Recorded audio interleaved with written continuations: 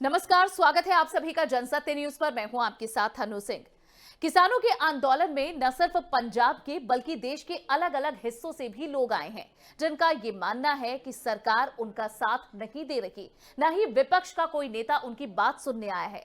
ऐसे में उन्हें किसी पर विश्वास नहीं। इस वक्त हम मौजूद हैं सिंधु बॉर्डर में, जहां पे हजारों की संख्या में किसान जो है वो यहां पर दिल्ली कूच करके आ चुके हैं और अब उनकी एक ही मांग है कि उनको जंतर मंतर या रामलीला मैदान जाने दिया जाए।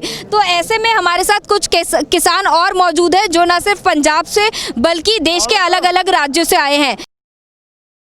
बिल्कुल, हमारे साथ जगदीप जी हैं जो कि यहाँ पर करनाल से आए हैं। तो हम इनसे इनकी मांग पूछते हैं। आपकी मांग क्या है? हमारी मांग तो ये है, जो ये तीनों काले कानून है इनको रद्द करे, प्रधानमंत्री अपना अहंकार छोड़े और अहंकारी जो ये बना हुआ है रावण का रूप लेके ये जो सारी चीज़ों से मना करता है और अपने अहंकार का त्याग करके और इसको इन काले कानून। बिल्कुल, यहाँ पर मांग है कि जो भी एक कानून पास किया गया है किसान को लेकर उसको रद्द कर दिया जाए। तो ऐसे में कुछ लोग हमारे साथ वो भी मौजूद है जो कि मध्य प्रदेश से आए हैं। आप कहाँ से आए हैं? जी, मध्य प्रदेश से। मध्य प्रदेश कहाँ से आए हैं? हरदा से आए हैं। आपका नाम क्या? केदार सिरोही। जी, केदार सिरोही जी हैं जो कि यहाँ पर इन पंजाब के जो किसान जो आए हैं उनके साथ ही वो यहाँ पर उनका साथ देने आए हैं।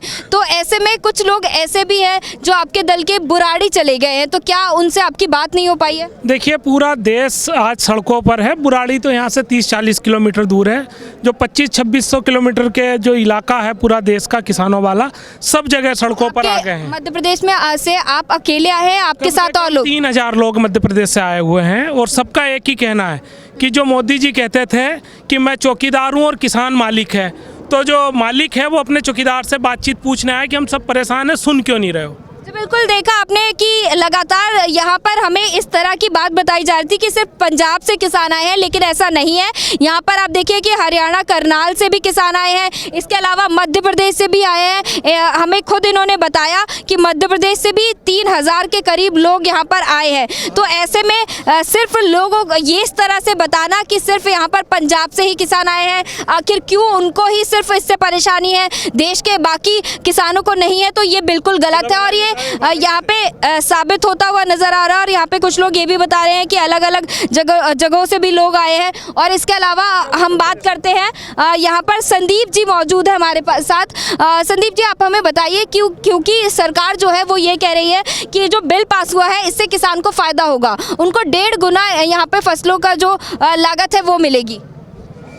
किसी भी किसान के आज तक समर्थन मूल्य, ये तो सरकारी आंकड़े बता रहे हैं, देश के हिंदुस्तान में 6% किसानों की फसल एमएसपी पे बिक रही है। कौन सी फसल खरीद रही है एमएसपी पे? बिल्कुल, यहाँ पे आप देखिए कि क्योंकि न्यूनतम यहाँ पे बात हो रही है फसलों की मांग की, क्योंकि एमएसपी की यहाँ पे बात कर रहे हैं किसान लगातार कि जो उनकी फसलें खराब हो जाएंगी तो सरकार उनका पैसा उनको देगी या नहीं।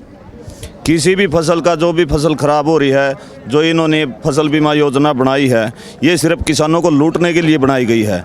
ये सिर्फ पूंजीपतियों को फ़ायदा पहुंचाने के, जो बड़ी बड़ी कंपनियां आई हैं इसमें पॉलिसी बनाई बड़ी बड़ी कंपनियों को, उनको फ़ायदा पहुंचाने के लिए बनाई गई है। एक कृषि क्षेत्र ऐसा क्षेत्र था जो इस देश की जीडीपी को बचाए हुए था, लेकिन इन्होंने इस कृषि क्षेत्र को भी प्राइवेट सेक्टर में बदल दिया।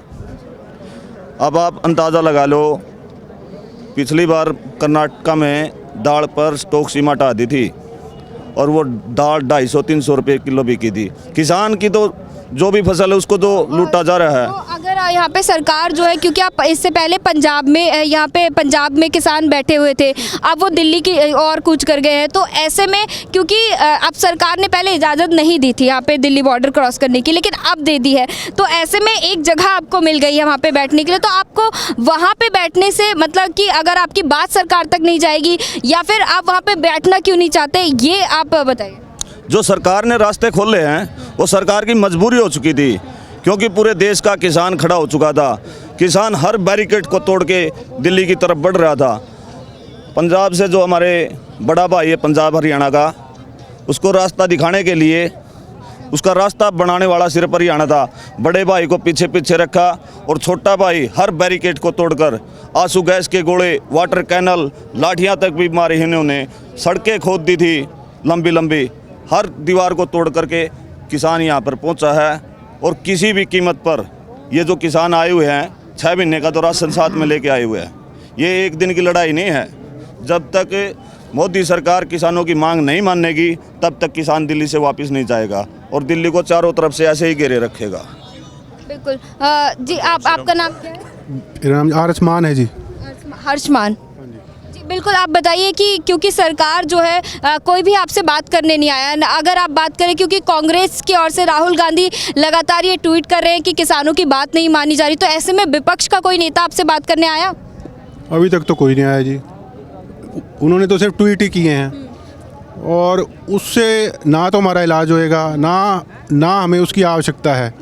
अब तो हम सारे आप ही यहाँ पे आगे हैं। अब तो अगर होएगा फैसला उसके बाद वापस जाएंगे, नहीं तो हमारा तो नहीं, वो जो था ट्वीट से हमारा काम नहीं चलता।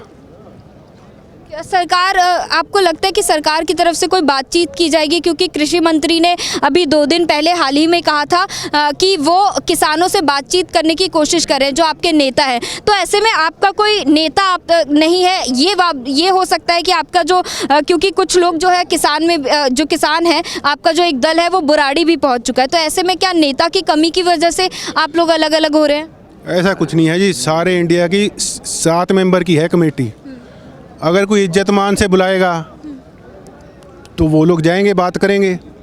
अब अगर कोई इज्जतमान से नहीं बुलाएगा तो फिर तो नहीं जाता ना, क्योंकि हरियाणा वाले और जो हैं पंजाब वाले, अगर कोई इज्जतमान से हमें बोलेगा कि भी आओ और आपका इलाज निकालते हैं तो फिर जाएंगे। अगर कोई अच्छा इनविटेशन ही नहीं आएगा तो फिर हम क्यों जाएंगे? और जब तक कोई इनविटेशन नहीं आता उस टाइम तक बैठे हैं यहाँ पे। तो यहाँ पर आप कब तक बैठे रहेंगे? जब तक जी हमें इज्जतमान से नहीं बुलाते और हमारा इलाज नहीं निकालते उस टाइम तक यहाँ पे बैठे हैं। बिल्कुल, यहाँ पे आप देखिए कि साफ तौर पर किसानों का यही कहना है कि अगर उनको इज्जत से उनसे बातचीत की जाएगी तो ही वो यहाँ से जाएंगे, नहीं तो वो यहीं डटे रहेंगे। और क्योंकि आपकी मांग यही है कि आपको जंतर मंतर या रामलीला मैदान ही जाने दिया जाए, क्योंकि बुराड़ी में वहाँ आपकी सरकार वहाँ से आपकी कोई बात नहीं सुनेगी। उनका शायद यही मानना है कि आप जब वहाँ बैठ जाएंगे, ये हमने कुछ लोगों से भी बात करी थी जिनका कहना है कि बुराड़ी में जाके कोई फ़ायदा नहीं होगा। तो आपका क्या कहना है इस पर? जी, इसी बात पे जो 31 मेंबर की है कमेटी, उनकी बातचीत हो रही है। जो उसमें से फैसला आएगा अभी 1-2 घंटे में आ जाएगा। जो वहाँ से ऑर्डर होगा तो उस हिसाब से काम कर लेंगे। बिल्कुल, यहाँ पर देखिए कि ऐसा साफ तौर पर हर्षदीप का कहना है कि यहाँ पे कमेटी बनाई गई है और कमेटी के जो नेता हैं वो आपस में बात कर रहे हैं, और जब उनकी बात हो जाएगी, कुछ ही देर में फैसला आ जाएगा, तो जो उनका कहना होगा वो ये लोग करेंगे। तो ऐसे में देखना ये होगा कि सरकार कब तक इन लोगों से बात करती है और कब तक जो किसान हैं, जो हमारे अन्नदाता कहे जाते हैं, वो सड़कों पर रहते हैं। कैमरामैन डीपी यादव के साथ पूजा मिश्रा की रिपोर्ट, जनसत्य न्यूज़। आगे भी इसी तरह की ग्राउंड रिपोर्ट्स आपको दिखाते रहेंगे, और ये पूरी जानकारी आपको पसंद आई तो इसे लाइक और शेयर जरूर करें। चैनल को सब्सक्राइब करना ना भूलें। नमस्कार।